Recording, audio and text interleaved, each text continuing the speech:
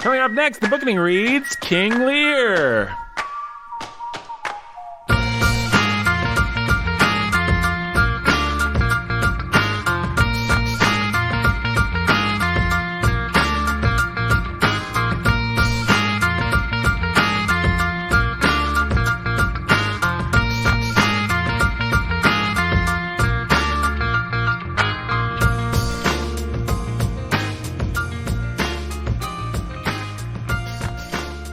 Hey everybody, welcome to the Bookening. This is Nathan Albertson, your humble and obedient host, joined by my good friends over there. It's the pastor who's a master of reading. What's up? I just said it's a pastor who's a master of reading, but I'm going to say More it's like the that's right. pastor who's a master of reading, or as Jake likes to say, the pastor who's a master of reading. I don't know why one says the or the. I don't know if there's a rule or if there's just a common usage kind of thing, or why I do either one. I just go according to my ear, I think. Brandon, your thoughts? I think you go according to your ear, too. That sounds like a very political answer. Like there's actually a way to do it, and I suck, and you've noticed it for years and been bitter against me. Well, would it change your perception of the problem if you realized I don't know what you're talking about? The or the? I was distracted. What? Jake is. This is Brandon, our distracted friend. Hi. What is he? He's not the pastor. I'm not the pastor. He is your humble and obedient host. Nope. What are you? Scholar who's a baller. I'm a scholar who's a baller. You're a scholar who's a baller of reading right there. That's right. The and the, Brandon. When do you say which one? When do I say which one? Mm-hmm. Like when in front of the pastor who's a master? Or the pastor who's a master? I would say the pastor. The pastor. Would you use That's the word? what I said. Would you say the? He acted like that was weird. I did? No, he did. He did. The pastor. I think that it all has to do with sound, and the pastor is easier, rolls off the tongue easier than the pastor. Yeah, I think usually I say the pastor who's a master of reading, like when I'm doing my intro, but the pastor who's a master is something that I would, like if I was going to emphasize it. Well, yeah, if you're going to emphasize it, you want to go the, you would say the. The. Because it's unusual, and therefore the emphasis Yes. is stressed when you say the, because that's not the typical way you'd say it. It's like putting it in vocal italic. Yeah, so the way Jake says it is fine. Yeah. There, I'm back. Hi, guys. Hey, Brandon. We're having fun with words today, folks, and everybody's been introduced, so let's get right into it, eh? Yeah. We're talking about King Lear, written by the immortal bard of Stratford-upon-Avon himself, Billy S. Shakespeare. Yeah. And what's that sound? Already. Let's do it. The gun's going off. Man. So let's do this context. For fans of the Bookening, they'll know that Shakespeare is kind of old hat at this point. Mm-hmm. So, but it's always fun to revisit the bard and talk about him. So Raise the bard. Let's raise the bard. Let's raise the bard. Shakespeare is actually on a delay this year. Shakespeare month is August. Oh, that's right. We're well past August. What happened? Harry Potter just ate it up. Harry Potter ate it all up. We thought we were going to do Harry Potter for episode 100 and then move right on. And then we said, well, maybe we'll do Harry Potter for episodes 100 and 101, a two-parter. And then we, let's do more Harry happened Potter and episodes than life all of our happened. Jane Austen and Tolstoy combined. Yeah. Let's do it. And so we did. And I feel absolutely no shame about that. I like Austen better. I like Tolstoy better. But Harry Potter is something that your kids will actually want to read, and you'll have to make a decision about, and you'll need to be informed, and people really like it, and it's worth asking hard questions about things that people really like. They should read Austen. Right. Yeah, because no normal child wants to read Shakespeare. No. I mean, I don't think so. No. Do they? Yeah. That was only strong-armed into it Yeah. as a high school student Yep. Point is, by a punk teacher. by a punk teacher. A story that you will no doubt tell for the third time. At least the third time. At least the third time. Yeah. Coming up. And the second time today, truth be told. Yep. That's true. You've told it today already? Well, I was, think actually dropping. Well, this was a couple weeks ago now, but people can go and listen to my interview on the Forma podcast. The Forma podcast with David, our friend Kern. David that likes to talk to the Angela and the Tim about books. Close Reads. Did that go well? Yeah, I thought it went well. Sweet. It was fun. Yeah, people should Go listen listen to it. I'll go listen to it. So Shakespeare context. Shakespeare context, as we began to mention nigh on many a minute ago, you have now done this twice in one form or another. That's right. But we never tire of hearing Brandon talk about Shakespeare. So let's talk about Shakespeare. Let's do it. So, as we've mentioned numerous times in the past, there's not a whole lot that we know about Shakespeare. We know that he was born in 1564. We don't even really know the exact date that he was born. We know that he was christened on April 26th, and we know that he typically at the time, you would be christened a few days after you were born. So he was most likely born on April 23rd. And he died, I'm pretty sure, on April 23rd. Let's get his exact date, because people like the sort of, he died April 23rd, 1616. So the reason people like to think that he was born on April 23rd is because there was I think there was some sort of theory at one point, or some sort of... Mark Twain. Yeah, that you would go out on the date you were born. Basically. Mark Twain came in with the Leonids. Is that what he did? And then went out with them? Yeah, then he went out with the comet as well. Yeah. So there was this idea that for a genius, you would go out on the day that you were born. Nice. So I'm definitely dying November 15th. There you go. Yep. Even if you have to just make it happen. Yeah. I'm a genius, darn it. As I throw myself off a bridge. That's one way to do it. That's not how Shakespeare did it. He died. You get drunk at your daughter's wedding or something like that. Uh-huh. And fall and hit your head. And spoilers, Jake. Get hit on your head with a canoe. He ate too much, drank too much, partied too hard. I mean, there's not a whole lot to say about him between those points. We know that his father was... There's not a lot to say about Shakespeare between Well, I mean, about... death. Okay. Wrote some plays. Yeah. He wrote some stuff and, reshaped... Yeah, that's all we have to say about Shakespeare. That's the wonderful context that we're used to. As far as we know about his biography. Right. Oh. So we know that he was born in Stratford. Brandon. I know he's having fun. I'm having fun, too. I can tell.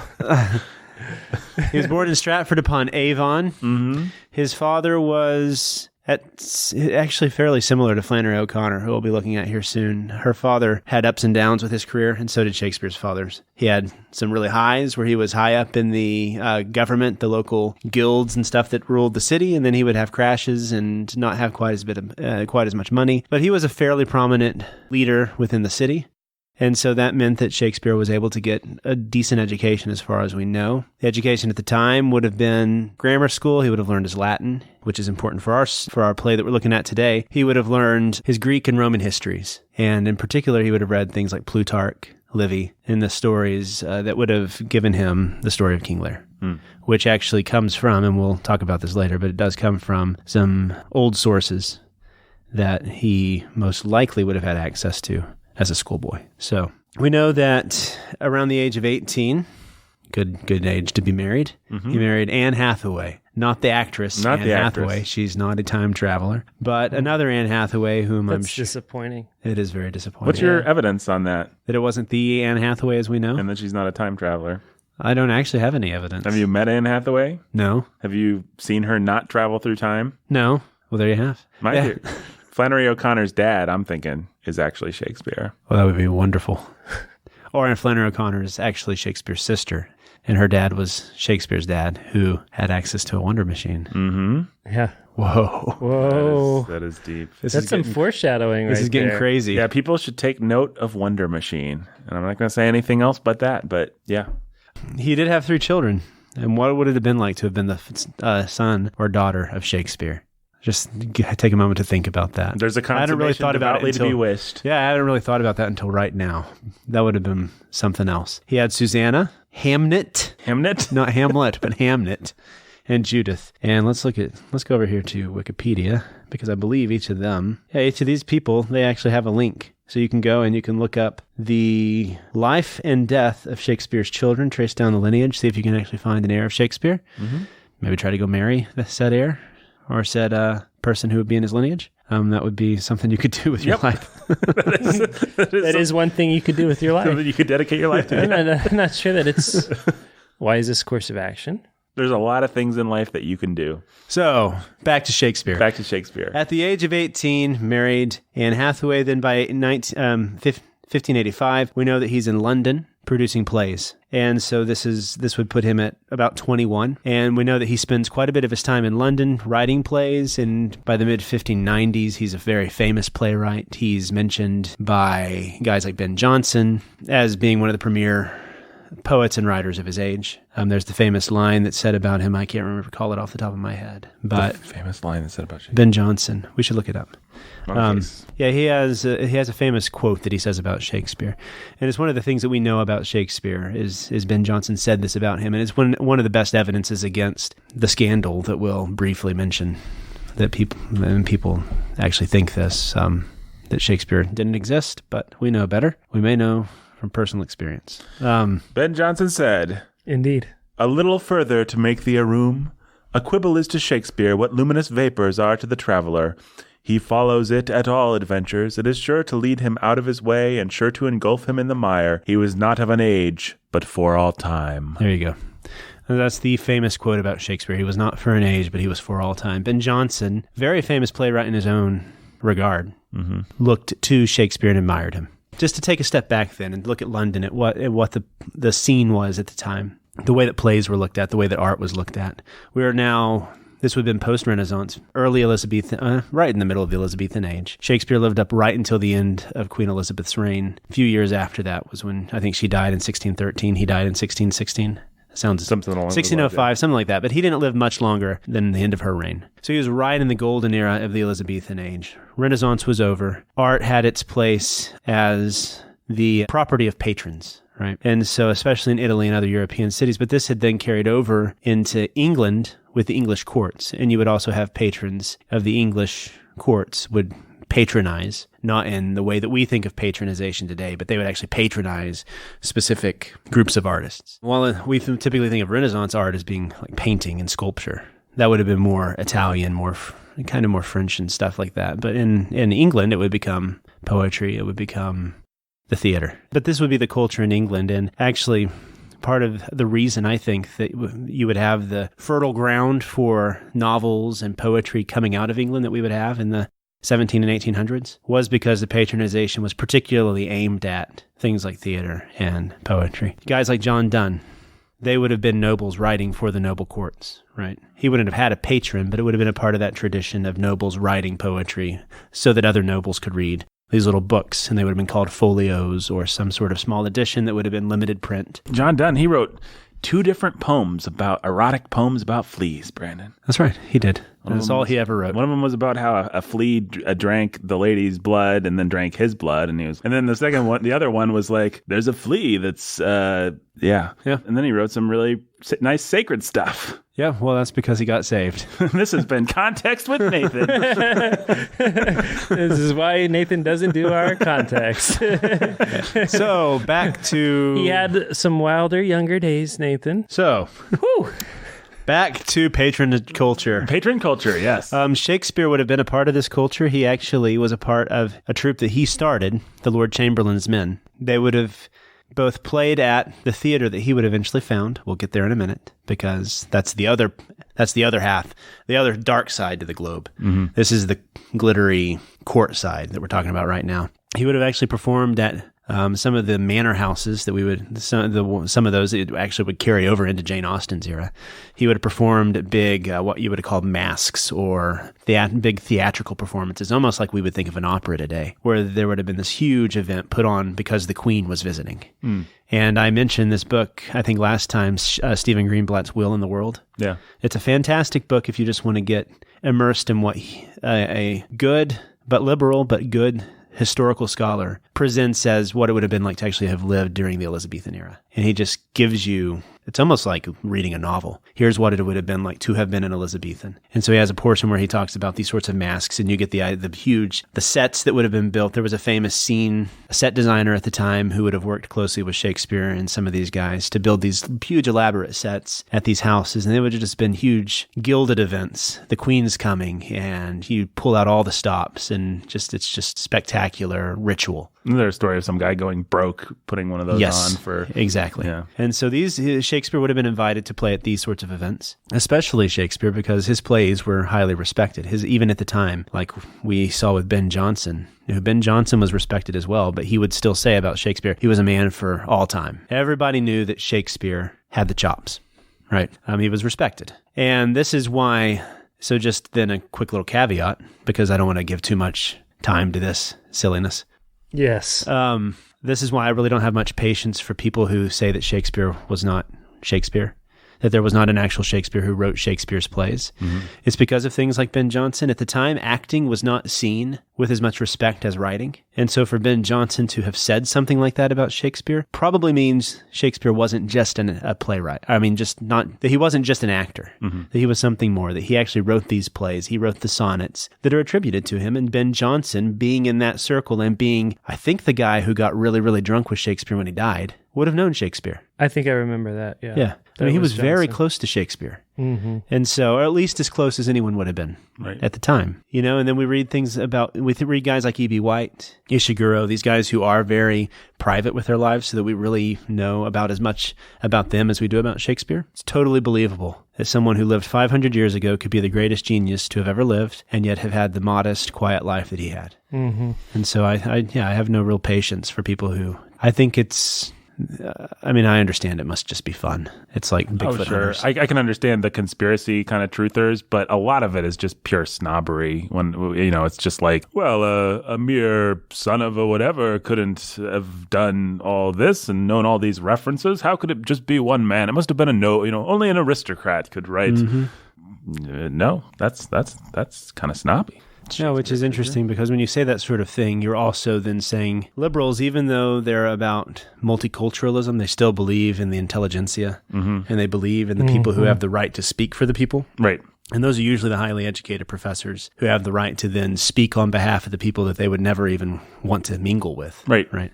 And so that's actually what it sounds like, which is interesting because typically those accusations against Shakespeare come from very conservative circles. Yeah, it's weird. Which is, I don't quite understand where the impulse is coming from, other than the conservative circles it does come from would have been those who would have been following in the train of that guy you like to do impressions of, Sobran and Buckley. Buckley. Yes. Which that is a very refined upper crust. I was driving down Meridian Street in Indianapolis today, and you see these big mansions.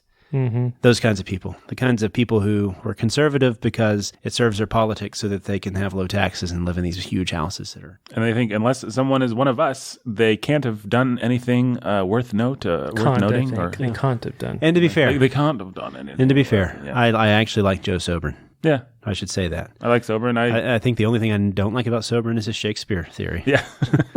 Yeah. It's a weird, out of place philosophy, and a guy who generally everybody who wants to aspires to be a reader and a clear thinker should read. Right. So Joe Sobran, wholeheartedly, he and E.B. White right up there. So where were we? Agreed. We were talking about Joe Sobran. We're taking digressions. That's what look at that digression. The soul of walking into the way I'm so I just got the impression that we're like walking down the little narrow streets of London, and they're little byways. We're just taking digressions as we go. That's what we do. Yeah. So we've talked about then the patronage culture, and then there's the flip side to that. And you have to understand what allowed for the Elizabethan upper mantle, the crust, to have its wealth was rapid change in the economy of England at the time. Under the Elizabethan age, you had this immense amount of wealth just pouring in from either exploration that was happening outside of the realm. She conquered Spain, or she at least defeated them in that famous sea battle that we should all know the name of. If this was Jeopardy, we'd lose. Something involving the Spanish Armada. Yes, that's it. The Battle of the Spanish Armada. Thank you. Is that it? Yeah. Okay. Yeah. That famous battle against the Spanish Armada. What is that? The battle against the Spanish Armada. Thank you. And so England was a powerhouse at the time. Wealth was pouring in. You had textiles. You had industry. You had the birth of the guilds. Things like the Freemasons and stuff like that in America today are still holdovers from this era of the guilds, where you would have societies and groups of men. They would have cobblers and coopers, and a lot of the last names we have today came from these guilds that were put together, and they were like early unions, and they would fight for good, fair pay for their people. And we've talked about this. What happens when people have more money than they know what to do with? The art. They spend it. Okay. Yeah, and they spend it on generally the arts, entertainment. They want to be entertained because they have free time, and they want to go out and they want to take their wife out and have some fun. But the conflict you have is that under the Elizabethan rule, you also had fairly strict moral restrictions. Plays, except for the upper class, were looked down upon. If they weren't the sort of gilded production, they would have been seen as something that was immoral almost. And so, especially in London, there were severe restrictions. Well, and not entirely unfairly either, because... No, there were some awful plays, and Ben Jonson wrote some awful plays. Chris Marlowe, who was another guy at the time. The three big playwrights at the time would have been Shakespeare, Marlowe, and Ben Jonson. And Marlowe was fairly racy. If you go and, I mean, if you read some of the poetry of the Elizabethan courtly poets, man, it's some nasty stuff. Not even really innuendo. It's just, you can't even imagine rap songs being quite as explicit. Body. Yeah, as body. Well, if you read... That's right. You know, I think one thing that you can deal with is in different ways, but Christians should understand plays, playwright, entertainment, it's always been looked down upon. You can find any church father and see what they say about it, and they'll be like, oh, don't go see plays that are put on by people who are basically prostitutes, or your morals it's will... just being an actor, an actress... It's just basically synonymous with being a whore. Synonymous with prostitution. Yeah. I mean, of course, there was a sexual aspect to it, but they would all say that simply acting in and of itself is akin to prostitution, just emotionally, what you're doing. Yeah. And there's a lot of dangers associated with it. I was just reading, I think it was Thomas Watson, famous Puritan writer, and I think he's talking about the seventh commandment, and one of his applications is don't go see plays. Yeah. One of the ways you avoid adultery is just don't go see plays. That deserves its own episode. Yeah, we're not going to solve that problem. I just wanted people to be bothered by it. Yeah, I think it's right to be bothered by it. Yeah, be bothered by it. Go solve it yourself, or maybe we'll solve it in another place. But it was also the same environment of, if you couldn't have it be sort of the ritualized productions, the masks for the upper class elite, then it must be body and bad. And so what was the solution? Well, if you couldn't do it in London, so you just bought a muddy tract of ground across the Thames, built a bridge over it, and built your theater there. And that's what it was, the early Globe. And that's what he did with some other investors. They went and they bought some ground right across the Thames, and they built the Globe. And people had a great time there. Beer drinking, watching these plays, and what's fun about understanding the way that these plays happened at the time is they are absolutely nothing like Shakespeare in the Park. Right. Today, we think of Shakespeare in the Park as people bring their wine. You might have some fun. You might have some good old Renaissance revelry, but it's not nearly as crazy as it actually would have been. They had, even in the middle of a play like Lear, they would have had men come out dressed in drag and doing dances and stuff and trying to make people laugh. And it would have been stuff that makes you think, yeah, it's probably would have been good for London to have had control over this. But a mix of all sorts of people. You would have had the middle class and the lower class and the upper class all coming. The upper class would have had their tiers up above. The lower class would have all been down in the mud and muck near the stage. And that would have been what it would be like to be in the Globe Theater. You can look up pictures of the early Globe Theater. I think it eventually burned down, but then was rebuilt again. And it still exists to this day, the Globe. You can go and you can see yourself a Shakespeare play at the actual Globe, which is on my bucket list. Yeah, be fun.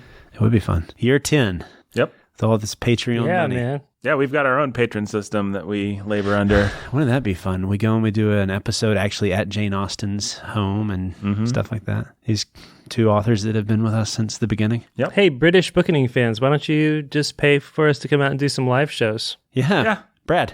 Hey, guess what? We're doing live shows. I don't know when this airs, but... Yeah, let's see. Our live show in Madison might already be done by the time that this one comes out, right? We may have just performed our first live show in Madison, Wisconsin by the time this comes out. It went fantastic. It did. Of course it did. Everyone loved us. Rave reviews. Brandon was almost swarmed by young ladies. Yeah, that's right. Right off the stage. Muscle our From way now through. on, he's going to have to wear a shirt that says, I belong to Anna. That's right. Yeah. He goes, yeah. Yep. But people just wanted their pictures, their autographs. We did what we could. You gotta. They had "I love you" written on their eyelids. Yeah. Yes. The Globe. That would have been the environment. It is strange for us to think because today we put Shakespeare in this sort of heightened art class where it would be like going to a classical concert or something like that. It's something that either very cultured and refined and smart people do or very rich people do. But nobody else really does it. But at the time, that was not what Shakespeare was. And that's important to realize because Shakespeare's language, as difficult as it is for us today to comprehend, his language was basically common speech poeticized, right? Like rap today. Yeah. So he invented, or at least revolutionized blank verse. And blank verse, for people who don't know, it's where you take an iamb, which iamb is a poetic foot, and all that means is you have an unstressed syllable followed by followed by a stressed syllable. That's an iamb.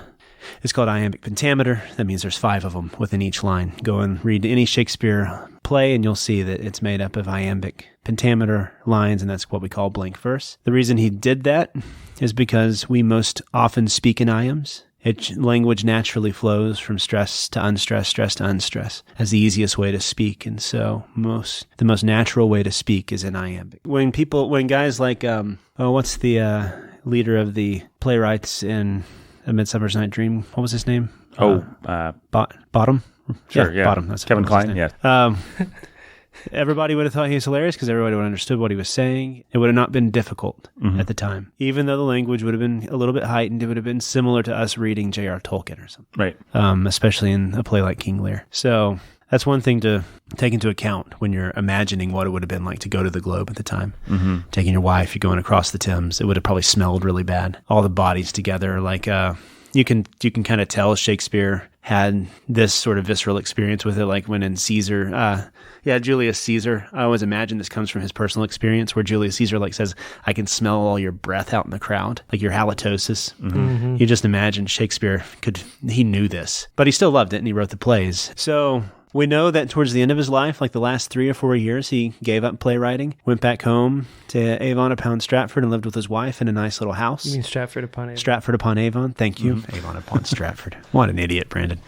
Lived with his wife, and as far as he was a businessman, he invested in things and had quite the wealth built up from the success of the Globe, so that when he died, he left a nice little fortune to his family, and we have his will intact, and that's one of the probably strongest pieces of counter evidence as to Shakespeare having been Shakespeare, is that his will is kind of just ho-hum and average. But one, it was a will, so why would he care? Right. 2, he had a very strong piece of evidence to me. 2, he had his lawyer draft it for him. So, I write colorful things to say on my podcasts, and I would hate for anyone to doubt the veracity of the fact that I do that because they read some legal document later in my life. Yeah, because they get a hold of your grocery list. Nathan was really amusing on Sound of Sanity. There's no way he could have written this IRA thing. It's like, No, this IRA is something that Nathan wrote. So probably he couldn't have been the amusing one writing for Sound of Sanity. Right. It was Ben Sulzer all along. Oh, no. Ben Sulzer is very amusing. So people should listen to Sound of Sanity. Ben Sulzer's great. Yeah. I didn't think you were contradicting that. Okay, I just wanted to throw in a plug for Sound of Sanity. Oh, yeah. Everybody should listen to Sound of Sanity. Everyone should listen to Sound of Sanity. So we have Stratford upon Avon. Anne Hathaway, his wife's waiting there for him. Just finished filming Princess Diaries 2. Just finished filming Princess Diary 2. He has his children. And as we've said throughout this context, we don't know a whole lot about his family life, so people love to speculate. They love to speculate that his family life was unhappy, and so you get stupid movies like Shakespeare in Love, right? Where we think that he must have committed adultery. And one of the best pieces of evidence people have for this is the sonnets, where he's writing it to the Dark Lady, and then also people love to accuse him of being an homosexual because part of those are written to a man, right? And so it's not like being one of the greatest playwrights and having one of the greatest imaginations of all time that he could have been imagining these through another persona. There's no other places in his work where he adopts personas or characters or... And so it can't possibly be. Yeah. It can't possibly be that he's writing these sonnets from the perspective of another persona, which is what poetry is. No poet would ever say that they're actually the poet, and they're always adopting some sort of persona. That's how you write poetry. And it's just stupid. But people love to speculate. And also all his other poems are not written from his perspective. So for what that's worth. But they like to speculate that he was unhappy. And in his will, he left his wife their bed, right? Their second best bed. Second best bed. Yeah, their second best bed. I've heard that this most likely means that the first best bed was reserved for guests. And so actually what he was doing was he was leaving her their bed. Yeah. So she could remember him. And that's actually, for any married couple, is a fairly sweet gesture. I mean, she got other things too, but he left her their second best bed. And also, it's just people don't realize the expectation just would have been that the children would have taken care of her. So to a certain extent, when she feels a little left out in the will, it's like, she was taken care of. And we have no evidence from any of his children or from anything from her that there was unhappiness involved. Mm-hmm. And we know that Shakespeare knew how to party because that's how he died, partying at the wedding of one of his daughters, right? And so got really drunk. I believe it was with Ben Jonson. Slipped, and the next day was dead. So, and thus ended the greatest innovator and creative mind with the English language. Partied too hard. That's how Dumbledore should have died. Partying too hard. Partying too hard. Would have been way better. I think it's pretty certain. I remember for a past episode on Shakespeare doing a little bit of research on the whole second bed thing. I think it's pretty certain that, you know, the whole rule of hospitality was your best bed belongs to is your guest room. Yes. People can hear us talk about that on whatever last year's Shakespeare episode was. It's him leaving the second best bed to his wife is leaving their marriage bed to her. Right. Which means that... And putting it in the will. And of course it would have gone to her anyway, but for him to actually write in the will... shows a degree of affection and concern. Actually shows a degree of, And it's an affectionate thing for him to do. It's the sort of thing a poet would do, too. Exactly. It's a very romantic gesture. Yeah, I'm going to leave you the bed that we've slept in together all these years. Whenever I would come home from London, this would be the bed we'd be in. I'm leaving it to you. Yeah. And so that's Shakespeare. That was his life, a fairly normal, standard life, besides being an amazing genius. Right. So we talked about blank verse. I think when people just assume Shakespeare is great, I think, and we don't really talk about much of what has made him so great, right, without really understanding why he was as great as he was. And the main reasons, probably two real reasons. One, he pretty much innovated the play as we know it today. Until that point, you had the very Aristotelian play, where it would be an action that was brief, complete, and of a certain magnitude, which would have been how Aristotle would have set out plays in the Poetics when he was looking at which Aeschylus, was it an Aeschylus play or whatever play he was looking at, Sophocles. Yeah. And Shakespeare took this, and instead of having it just happen over this certain, like a day or something, he would expand it to where you would have a longer period of time, more dramatic action happening within the play. And that doesn't mean that plays before then weren't doing this sort of same thing. But Shakespeare really gave us the play and TV drama and movies and everything that we have today, where you have the early setup, then you have the sort of slow climb to the denouement, and then the collapse towards either a happy ending or tragedy. And that's the format that Shakespeare has given us. And we see him developing it throughout his career. He does have an early period where his plays aren't quite as well-formed as they would be in his later period. What's an example of a not as well-formed play? Something like The Taming of the Shrew is pretty good. But Two Gentlemen of Verona, for example. Mm-hmm. But then he would quickly get into his historical period with his Henry plays. And with his Henry plays, you would actually see him beginning to develop his style that would become what he would become known for. Until finally you would get into his later period, where we would get things like King Lear. And as far as his chronology falls, King Lear is towards the end of his career. His last play was I think Henry VIII and the Two Noble Kinsmen, according to this, came later. But The Tempest is one of his last plays, 1610. King Lear was in 1605. So it was right at the height of his creative powers. Mm-hmm. So King Lear is often considered to be one of his best plays. And in my own estimation, my two favorite Shakespeare plays are King Lear and The Tempest. Mm. So I can read those plays over and over again without really getting bored. So... But that's, if you kind of want to look at it that way. The early period for Shakespeare, it's sketchy and it's brief, and it's a lot of it's confused by which play actually fell when, and did this play actually come here, or did it come here? But we know for sure he had a fairly early period where he was getting established in around 1584, and then we have the historical plays, which take up most of the 1590s, and the Henry plays are amazing. They're great. And then by the time you hit the 1600s, that's when he has all his really great plays starting to get produced. Hamlet, right at 1599 is when it came out. So that's Shakespeare's period, and so he's really developing and fine-tuning this play form as we have it today. And you can't, I always get this wrong, overstate Shakespeare's influence on... You cannot overstate. You can't overstate. You can't overstate. Shakespeare... Let's just rephrase this. Change. Shakespeare was really important. We're going to stop right there. Shakespeare's influence was significant on the format and on the form of the dramatic forms we have today. I just want to prove for our listeners that you can overstate it. Okay, go ahead. Shakespeare changed playwriting on Mars.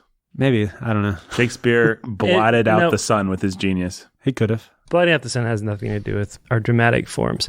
If there is ever playwriting on Mars, it will have been impacted by William Shakespeare. Shakespeare's It's plays not an overstatement, actually. were so amazing in their forms that the sun exploded.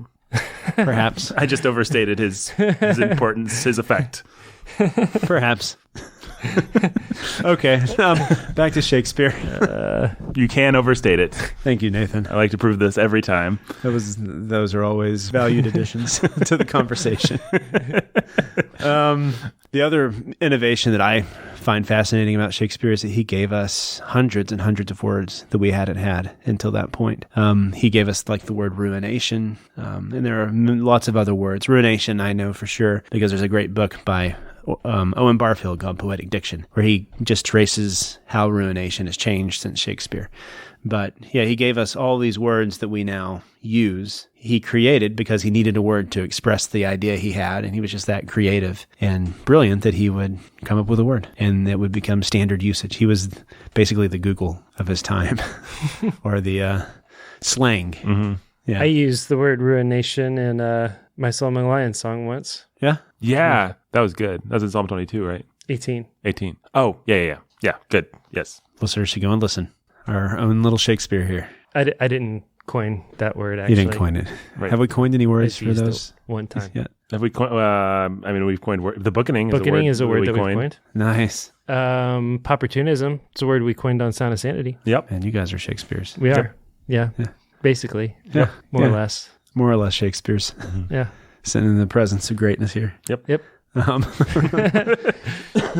So those are two, and obviously it's just you can't mimic it. Inimitable. The inimitable style that he has. Mm-hmm. Just this wonderful turns of phrases, his ability to write these lines that are beautiful and timeless, like Ben Jonson caught on with his poem. That's why Shakespeare is as great as he is. No one can match it. And then he has these plays that the characters all are real. They feel, you can imagine these characters as fully formed people. They're not cartoons. They're not two-dimensional. And so his knowledge of human psychology, of human motives and emotions, and his way to add tension into the narrative, and his mastery of narrative form to tell his story and propel the story forward. It's just unparalleled. That's the word I was looking for. Unparalleled.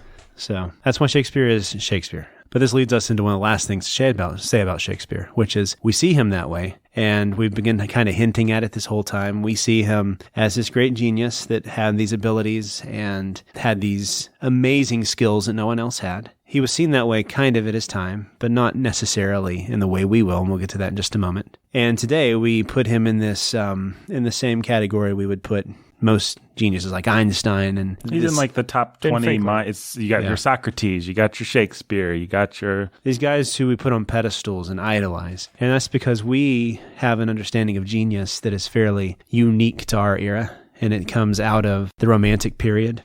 But what about the Greek muses, right? Didn't they understand genius? And that was paganism, mm-hmm. and they thought that they were inspired by the gods. Right, and a lot of them, even then at that time, they were like Plato would joke about, like, well, actually they're just drunk, mm-hmm. and that's why the god of inspiration is Bacchus often. And so the idea that we have of this unique, almost mystical, inspired individual who is worth almost, he's like a priest or a demigod almost, mm-hmm. as the genius, an oracle, yeah. Someone who has been given in the Romantic era, the Aeolian harp was a famous metaphor they would use. And the Aeolian harp, you can go and read poems. It's, I think, Aeolian, would be this instrument you could hang outside your window and the wind would blow through it. And that was the image of the genius. This instrument that was being ready, that was made to be played by the universe, mm-hmm. right? And then when it would be played, it would give back to us these beautiful and profound statements. We still have this assumption today. We look for it in our artists. We look for it in our politicians. We look for it in these great geniuses we want to lead us and to tell us the truths about life. Has Cormac McCarthy come out by now? Yes. Yeah, a lot of people look to Cormac McCarthy that way. And to some extent, I think Cormac McCarthy probably looks at himself that way, from what I can understand. James Joyce looked at himself that way, as this great man being given a great responsibility. And through art, they were going to profoundly influence the world. And you can see actually where things like the Popcorn Coalition and people who are into redemptive themes in literature, they are perverted by this sort of thinking. And that art is the thing that's going to save us. And this comes from Nietzsche, when he talks about the great artists being like Dionysus springing up on stage, and they're through passion, and they're going to save us because passion is the only way to get to truth now that thinking and reason are dead. True story, when Nietzsche went crazy, he wrote letters to people and signed them as Dionysus. Yeah. Or as the crucified one. Yep. So, and you have guys today who still just worship Nietzsche. And it's as old as time. It's just like I've said before, it's just Gnosticism. People think that when you mix this feeling of the mystical that you think you know, but nobody else gets, it gives you this feeling of power. And whoever then gives you that knowledge, that thing becomes the God you're going to worship. Right. And the twist today is people don't actually think they're worshiping gods, though. An atheist can have this same mystic union with the universe as it pours itself out through the geniuses of the great conversation. Yeah. And so, what was the homosexual poet who wrote Leaves of Grass? Whitman? Whitman, thank you. Whitman. Walt Whitman, he wrote a famous essay where he called poets the new priests of the world. This is how we look at artists today. And this is how we look at genius. And this is important to understand, because if you really want to understand Jane Austen, if you want to understand Shakespeare, the way that they looked at what they were doing, you have to completely eliminate this sort of thinking from your mind. And it's because Shakespeare would not have seen himself as having some mission that he was given because of his great, heavy, loaded gift, right? This heavy responsibility that he had from birth to carry out this genius that was now on his shoulders. Like you see, that just completely corrupts James Joyce. What Shakespeare would have seen was that he had a talent, he had a gift with words, he enjoyed it. It was something that he would have just done naturally. He loved to write, he had a wit, and he loved to tell stories. It's kind of the same thing you see with Dickens, early Dickens, as he was growing up. He would always be telling stories to other boys and stuff. So you imagine Shakespeare must have been the same way, and that what he would have seen himself more than a genius would have just been a craftsman, someone who was a wordsmith, someone who was taking on the employment of working with words and telling stories for a living. And so that means he would have learned his craft, he would have fine-tuned his craft, and that's been in the background behind this context, is we see him fine-tuning his craft with his early plays aren't quite as accomplished as his later plays, and you see him developing this craft and this skill that he can use to entertain people. And it has a purpose. Further evidence for this, the fact that as soon as his career is over, he goes back home and he invests his money wisely and then ends his days with his family having parties with his kids, right? And he was a humble man, a quiet man. We know a lot about Ben Jonson and we know a lot about Chris Marlowe. You know why? Because they lived loud, fancy lives. Mm-hmm. We know a lot about John Donne. Why? Because early on in his life, he lived a loud life. And he repented of it towards the end of his life, but by then he was already well known, right? Shakespeare was quiet. He was primarily concerned with his craft, and the craft that he loved and that he mastered more than anyone else ever has. Mm-hmm. And then he died a very humble life. And the more I talk about this, the more I just love Shakespeare every time we do him. So, yeah, me too. Yeah. And the more I get irritated with the fact that people just can't stand that about him. They want to make him into... Can't leave him alone. Can't let him just be a humble craftsman who was more or less a family man who, when he had made his fortune, retired early. He's got to be a guy so that he could be with his family. Channeling the divine essence somehow, a great artist who... Consumed or by passion. We're just so angry with him for being that way that we can't accept it. So he's got to be 5,000 different people, and right. Yep. Or to have never existed. Or and all these movies that you have, like, I've never seen Shakespeare in love, but we have to imagine that he had to be some passionate guy. Yeah, he can't fall. Right. And I have seen it a long time ago. I wouldn't recommend it. I think it's got a lot of naughty stuff. But Shakespeare, he has a passionate love affair with Gwyneth Paltrow, but she's betrothed to someone else. She ends up going with the other guy, because whatever, that's how she needs to survive. And Shakespeare is heartbroken and devastated, and it's all this passionate thing, and that's what actually inspired him to write Romeo and Juliet. And because blah, blah, I blah. need to justify my own debauchery in the life of my own artistic pretensions and my selfishness and my selfishness. yeah. I need to justify all of that. So let me just project it onto Shakespeare because we don't actually know a lot about him.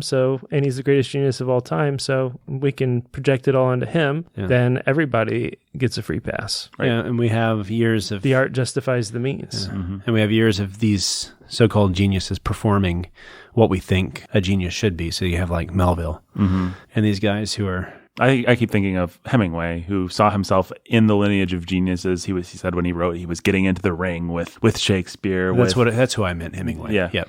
And it's just how arrogant do you have to be? I think that Hemingway actually has done a lot of damage to the way. So he carried on that idea of genius and just tried to live it out in his life. And a lot of times when we think of genius, we think of the eccentric man like that, or like every character Benedict Cumberbatch plays. Yeah. Right? If you have a genius, it has to be somebody like that. And then everybody just gets really confused when it just turns out that a genius can be this quiet, unassuming person who just happens to be exceptionally observant and can just... And committed to their craft. Yeah. And Shakespeare had to be observant. He knew people. Sure. Right? But we see this, we've seen it all over the place. Jane Austen, the most observant novelist we've ever read. She never married, and she wrote 6 of the greatest novels celebrating marriage. Rarely traveled outside of her house. And love, and all things that she actually didn't experience, Yep. E.B. White, fairly quiet life, and yet was able to write the books he did. So, we see it. There's plenty of evidence for it. There's plenty of evidence that some of the greatest writers are often very sober in their life. Tolstoy might be an exception, but... Yeah, well, go listen to our Ready Player One trial episode if you want to hear about that. Let's not do that again. So... There you go. Don't try and be a genius. Don't try and be an eccentric. Yeah. Don't be one of those high school girls that's like, I'm so crazy. Because the one thing about those people is they're not that crazy. Yep. Crazy people don't say, I'm so crazy. They're just sad. What's that? They're just sad. Yeah, they're just sad and kind of lame. So I think that's pretty much it. I don't think I've talked anything about King Lear, though. That'll have to come next week. When we talk about King Lear. Yeah.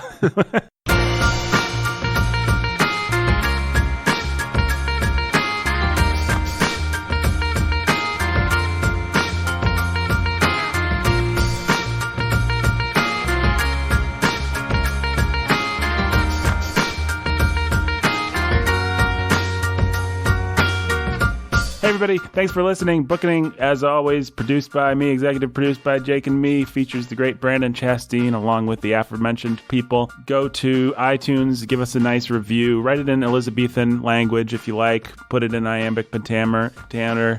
You know what you need to do. You know what we didn't do? What's that? I'm not going to mention it, but... Donor shoutouts. Oh. But we don't have time. Oh, no, we'll just have to double them up next time. Yeah, we'll do 2 donor shout-outs next episode, folks. Awesome. Or something. We'll make donor shout-outs really special. We're committed to doing donor shout-outs. Here's a shout-out to all you donors. Yeah. Thank you. Yeah, thanks, donors. Prithee haste. Thank you, guys. Yeah, thanks for listening. Go to patreon.com/thebookening. You can sign up to get a donor shout-out, and generally you'll get one that'll be more exciting than that one. And thanks for listening, everybody.